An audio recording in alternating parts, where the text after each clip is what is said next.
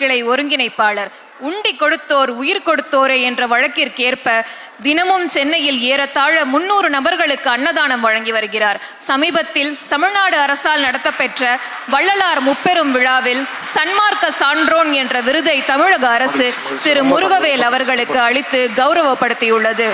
திரு A.R.. Murugavel அவர்களுக்கு பரம்பொருள் சமூக சேவை விருது வழங்கி கௌரவிப்பதில் பரம்பொருள் அறக்கட்டளை இறை உணர்வு பெறுகிறது.